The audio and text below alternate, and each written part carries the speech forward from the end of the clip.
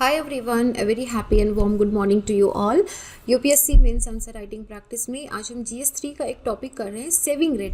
मतलब देखो सेविंग क्या होती है कि जैसे आपकी 50,000 रुपये इनकम आती है तो इसमें से मान लो कि 40,000 रुपये आपके घर खर्च में, आपका लोन चुकाने में बच गए। 10,000 रुपये आपके सेविंग होते हैं। तो ये 10,000 रुपये आप सेविंग क्या करते हो, आप बैंक में ले जाके रख देते हो।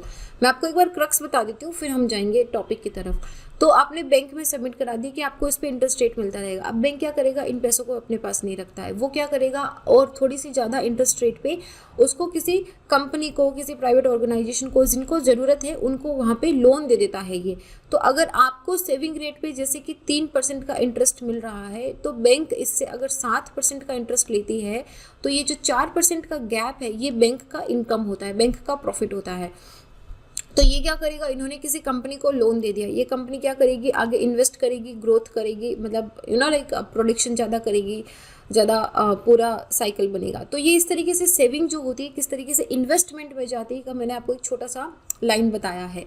अभी हम पूरा डिस्कस करेंगे कि इंडिया की ग्रोथ रेट में सेविंग रेट जो है वो कैसे एक इंपॉर्टेंट फैक्टर की तरफ आती है। मेरा नाम संतोष है। अगर आप मुझसे जुड़ना चाहते हैं तो little_simple_बुद्धा पे सर्च करके आप मुझसे जुड़ सकते हैं। इसके साथ ही वीडियो का PDF भी आपको टेलीग्राम से मिल जाएगा, आप यहाँ से डाउनलोड कर सकते हैं। कमिंग टू द क्वेश्चन, 2017 में ये क्वेश्चन आया था। It was considered as a tough question क्योंकि काफ़ी सारी टेक्निकलिटी थी इस क्वेश्चन के अंदर। अगर आपको इकोनॉमी की पूरी इन डेप्थ नॉलेज नहीं थी तो it was a little hard to attend this question, लेकिन इसको ईजी बनाते हैं। देखो, among several factors for India's potential growth, saving rate is the most effective one. Do you agree? What are the other factors available for growth potential? बहुत सारे factor है। India की growth जो पोटेंशियल होती है वो बहुत सारी चीज़ों से फैक्टर करती है। जैसे इंडिया की इकोनॉमी कैसे रन कर रही है, बहुत सारी चीज़ें होती है। जैसे एक तो फिजिकल कैपिटल हो गया है, एक मनी कैपिटल हो गया है, एक ह्यूमन कैपिटल हो गया है। काफ़ी सारी चीज़ें जब एक साथ आके इंटीग्रेट होकर इंडिया की इकोनॉमी को पुश करती है तो इट रन्स। तो उसमें से ये बोल रहा है कि जो मनी है उसमें सेविंग रेट जो है it is the most effective one. क्यों है सेविंग रेट, अभी हम बात करेंगे। Do you agree? और बाकी कौन से फैक्टर्स है जो ग्रोथ पोटेंशियल को इम्पैक्ट करते हैं, इसके बारे में बात करेंगे हम। नाउ सबसे पहले देखो कैपिटल फॉर्मेशन क्या होता है। कैपिटल फॉर्मेशन होता है कि किस तरीके से मनी को आप इन्वेस्टमेंट में डाल रहे हो। That is one of the most important factor जो किसी भी नेशन के इकोनॉमिक डेवलपमेंट को रन करती है। तो ये जो मैंने आपको बताया था ना कि जैसे आपके पास 10,000 रुपये बचे, फिर आपने इसको बैंक को दिया और बैंक ने किसी कंपनी को दिया, तो ये transfer of saving from household to business sector जो होता है ये लीड करता है increased output and economic expansion को। क्योंकि कंपनी के पास जब लोन मिलेगा, पैसे आएंगे, तो वो क्या करेगी, वो अपना प्रोडक्शन बढ़ाएगी, अपना इन्वेस्टमेंट करेगी। तो जब वो अपना प्रोडक्शन बढ़ाएगी तो ज़्यादा प्रोडक्शन के लिए उसको ज़्यादा लेबर की ज़रूरत रहेगी, वो ज़्यादा सप्लाई करेगी। तो जहाँ पे जब यही वापस आदमी 40,000 रुपये खर्च करने के लिए डिमांड करेगा, ये मार्केट में जाएगा, परचेज करेगा, तो ये पूरा साइकिल बनता है। तो इससे आउटपुट इंक्रीज होता है और इकोनॉमी का एक्सपेंशन होता है।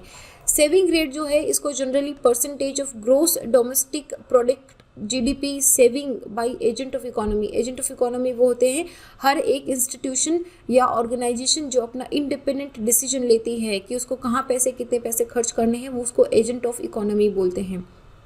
ठीक है, तो आप इसको बोल सकते हो इनकम या कंजप्शन में जो डिफरेंस होता है। जैसे मैंने बताया, इनकम आपकी 50,000 रुपये है, कंजप्शन आपका 40,000 रुपये है, तो जो 10,000 रुपये बचे वो आपकी सेविंग हो गई। तो ये जो सेविंग है, सेविंग रेट क्या हो गई, आपका GDP के अंदर कितना परसेंट सेविंग आ रही है एजेंट ऑफ इकोनॉमी से। तो जैसे कोई इंस्टीट्यूशन भी सेव करता होगा, प्रॉफिट बनाता होगा, सेव करता होगा, एक हाउस होल्ड है वो भी अपना सेव करता है, तो ये सारे एजेंट ऑफ इकोनॉमी कितना परसेंट ऑफ GDP सेव करते हैं उसको सेविंग रेट बोलते हैं। तो ये क्या इंडिकेट करता है कि किसी भी कंट्री का फाइनेंशियल स्टेटस या ग्रोथ क्या है। क्योंकि हाउस होल्ड सेविंग्स जो होती हैं वो गवर्नमेंट बोरोविंग का एक मेन सोर्स होती है। आप और मैं जो सेव करके बैंक में डालते हैं that is borrowed by the government and by the private sectors also. Contemporary macro economic framework के अराउंड अगर हम जाएं तो अगर जो ग्रोथ मॉडल या जो ग्रोथ है it is a function of both saving and investment. Saving करोगे तभी तो इन्वेस्टमेंट होगा। देखो, इन्वेस्टमेंट के 3-4 तरीके होते हैं। एक तो जैसे मैंने आपको बताया कि आपने सेव करा, आपने बैंक में डाला और आपने बैंक ने उसको दे दिया। दूसरा होता है कि सरकार जो है कुछ फंड सीधा इन्फ्यूज़ कर रही है प्राइवेट सेक्टर्स के अंदर, तो वो भी एक इन्वेस्टमेंट हुआ। या सरकार अपने खुद के प्रोजेक्ट चला रही है, पब्लिक सेक्टर के प्रोजेक्ट चल रहे हैं, उनमें इन्वेस्टमेंट हो रहा है, तो इन्वेस्टमेंट हो गया। तो सेविंग और इन्वेस्टमेंट दोनों जो ग्रोथ के वो मेजर फंक्शंस होते हैं। क्योंकि क्वेश्चन में पूछा था ना हमसे कि ग्रोथ के और फंक्शंस क्या हैं। इन्वेस्टमेंट जो लार्जली अगर आप देखोगे तो it is determined by the level of saving. सरकार कितना ही पैसा डालेगी, सरकार ऐसा तो है नहीं कि हर बार अच्छा आज इन्वेस्ट करना है चलो थोड़े एक्स्ट्रा एक एक पेटी अलग से प्रिंट कर लो, ऐसे तो होता नहीं है, राइट। सरकार के पास जो मनी है वही सर्कुलेशन में जाती है और सरकार के पास पैसे कहाँ से आएंगे। तो ये कोई भी कंट्री बिना हाई सेविंग के ग्रो नहीं करती है। इसीलिए हमेशा सेविंग पे एम्फेसाइज करा जाता है कि आप सेविंग करो, आप बैंक में पैसे डालो, आप इन्वेस्टमेंट करो, क्योंकि with the exception of the period of colonization, जैसे economies like Britain also they got their fund through plundering their colonies. China का जो 10% ग्रोथ फेज दिखता है वो उसकी सेविंग लेवल है। 40 to 45% ऑफ द GDP का जो इनका ये जो पूरा ग्रोथ ऑफ फंक्शन है it is coming from the saving. तो ये इंडिया का अगर आप देखोगे saving which has actually fallen 2011-12 में दो है, एक तो ग्रॉस कैपिटल फॉर्मेशन है, एक ग्रॉस डोमेस्टिक सेविंग है। ग्रॉस डोमेस्टिक सेविंग जैसे फॉल हो रहा है वैसे ही ग्रॉस कैपिटल फॉर्मेशन भी फॉल हो रहा है। ये अगर नीचे डिप में जा रहा है तो ग्रॉस कैपिटल फॉर्मेशन भी डिप में जा रहा है, अगर it is going up it is also going up. तो यू कैन सी कि फ्रॉम 2011-12 से 2017-18 में ये काफ़ी नीचे चला गया है। इंडिया की जो हाईएस्ट ग्रोथ रेट अगर हम देखें तो 2001 से 2008 में थी, और उस वक्त पे 2001 से 2008 पे, ये ग्राफ नहीं है मेरे पास, उस वक्त पे सेविंग रेट्स भी हिस्टोरिकली बहुत हाई थी। और ये कोई कोइंसिडेंस नहीं है, सेविंग रेट हाई होती है तो इन्वेस्टमेंट ऑटोमेटिकली हाई होता है, क्योंकि बैंक अपना प्रॉफिट बनाने के लिए पैसे अपने पास नहीं रखेगा, वो आगे सर्कुलेशन में जाते हैं और वही जो आप और में पैसे सेव करते हैं they go into the investment of the public and private sector, और उसी से इकोनॉमी रन करती है। अच्छा, इसको अगर आपको और भी अच्छे से समझना है तो आप इसको हेरेड डॉमर मॉडल ऑफ इकोनॉमी से समझ सकते हो। बड़ा इंपॉर्टेंट, बड़ा सुंदर सा मॉडल है ये क्या बोलता है कि एक घर है, उन्होंने क्या करा, सेविंग्स इंक्रीज हो गई है, सेविंग्स हो गई है, हाल फिलहाल समझते हैं कि सेविंग्स हो गई है, तो उन्होंने क्या करा, सेविंग ने बोला कि चलो ठीक है भाई मैं बैंक में डाल देता हूँ, बैंक ने बोला कि ठीक है मैं कंपनी को दे देता हूँ, तो कंपनी का इन्वेस्टमेंट इंक्रीज हो गया है। जब कंपनी का इन्वेस्टमेंट इंक्रीज होगा, वो ग्रोथ करेगी, अच्छा प्रोडक्शन करेगी, तो उसकी जो कैपिटल स्टॉक्स हैं वो बढ़ेंगे। जब स्टॉक बढ़ेंगे तो उसका आउटपुट ज़्यादा आएगा, है ना। दो चीज़ें होती है, स्टॉक एंड इन्वेंटरी होती है। तो उसका जो कैपिटल स्टॉक की बात कर रही हूँ मैं यहाँ पे, कैपिटल स्टॉक उसका इंक्रीज होगा, जब इंक्रीज होगा तो आउटपुट उसका इंक्रीज होगा, उसके इंक्रीज होने से इनकम इंक्रीज होगी, करेक्ट। जब इनकम इंक्रीज होगी तो फिर से आपके पास अभी 50,000 रुपये आ रहे थे, 50,000 की जगह अब आपके पास 60,000 रुपये आने लग गए, तो 40 की जगह मान लो कि आपका खर्चा 45,000 हो गया है, 15,000 तो आपका बचा, तो आपकी सेविंग फिर से इंक्रीज हो गई है। तो एक हेरोड डॉमर मॉडल दिया गया था कि कैसे जो सेविंग है वो आपकी इकोनॉमी को पुश करती है और फिर से आपकी सेविंग्स को इंक्रीज करती है।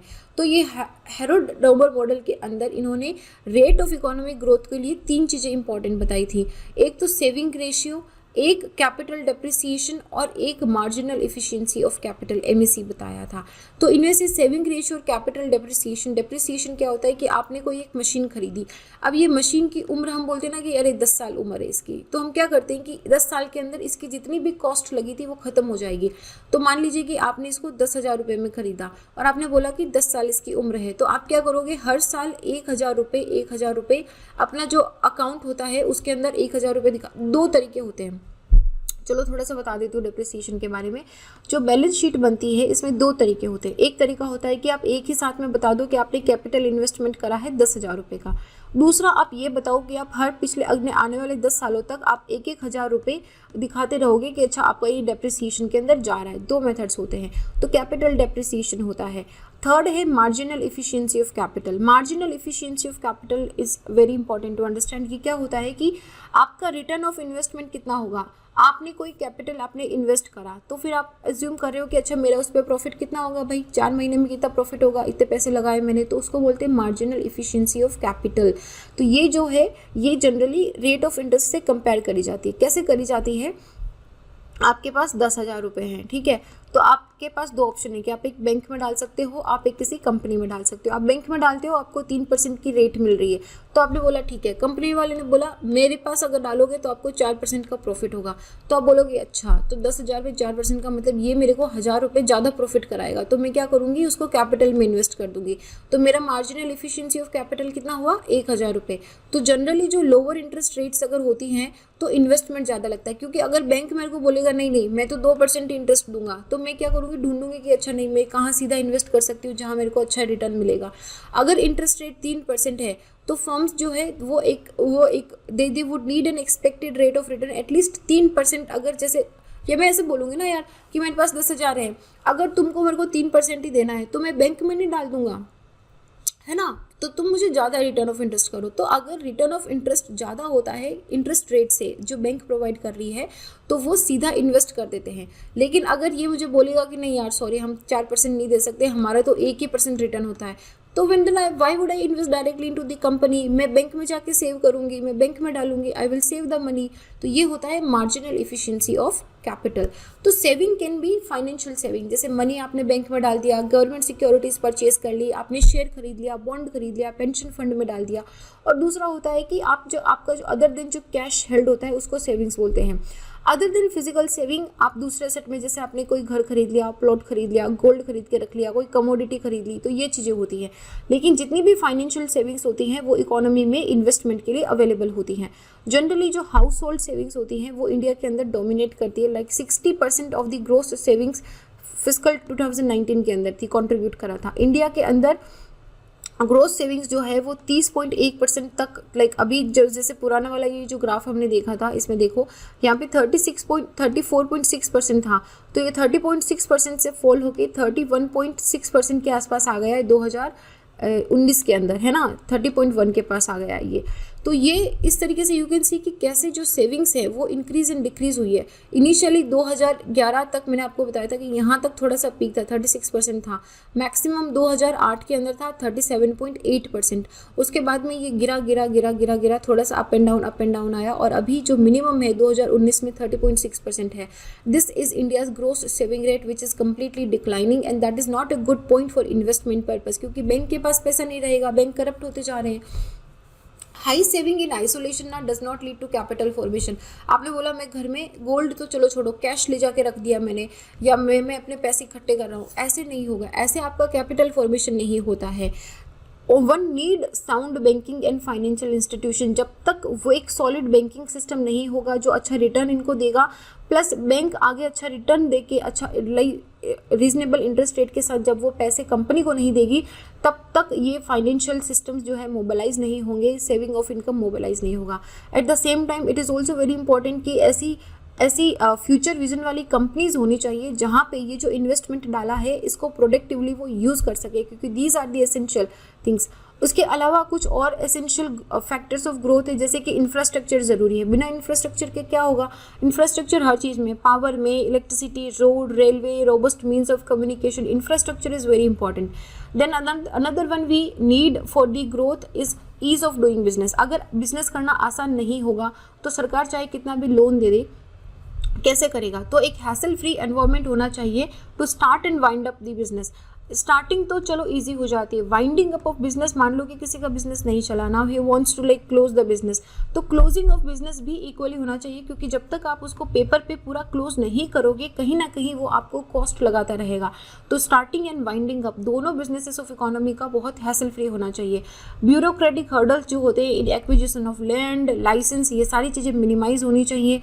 ह्यूमन रिसोर्सेज जैसे कि skilled labour forces, it is very essential for the improved, इसीलिए बोलते हैं कैपेसिटी बिल्डिंग करना, ट्रेनिंग करना, upgradation of the skill, upskilling करना, रीस्किलिंग करना, ये सारी चीज़ें इंपॉर्टेंट है, क्योंकि ह्यूमन इज़ द वन, हम ही तो है जो पूरी इकोनॉमी को रन करेंगे। पैसे आ गए लेकिन आपकी कैपिटल, आपकी ह्यूमन फोर्स के पास अगर वो कैपेबिलिटी नहीं है तो कैसे वो पैसा यूज होगा? Then we need the technology also for the increased productivity, competitiveness in the economy.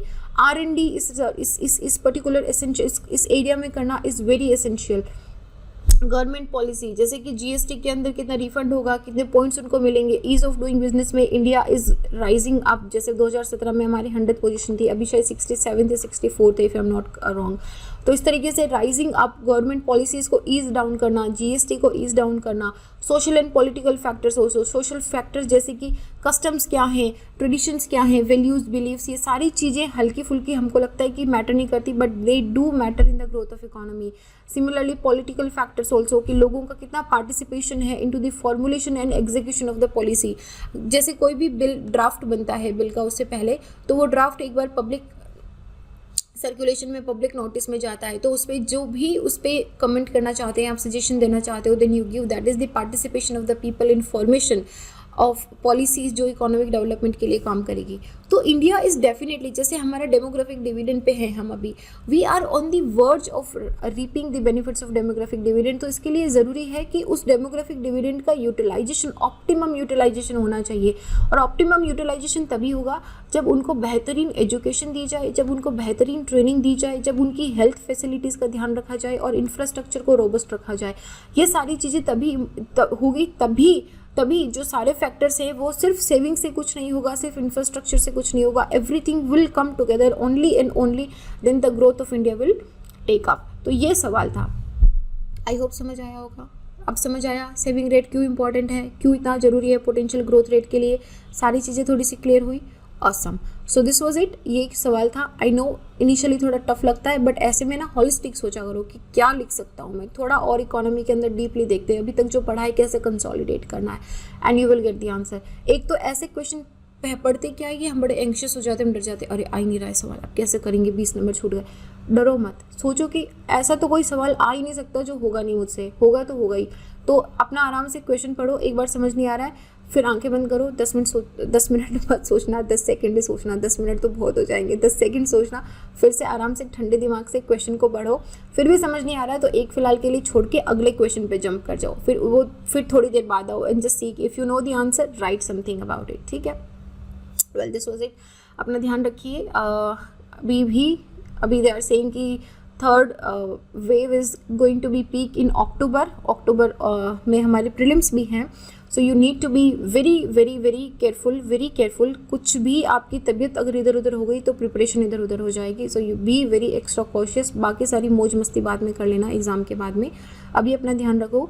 B physically and mentally healthy, take care of your health and your family also, and I'll see you guys in the next. Jai Hind. Have a nice day.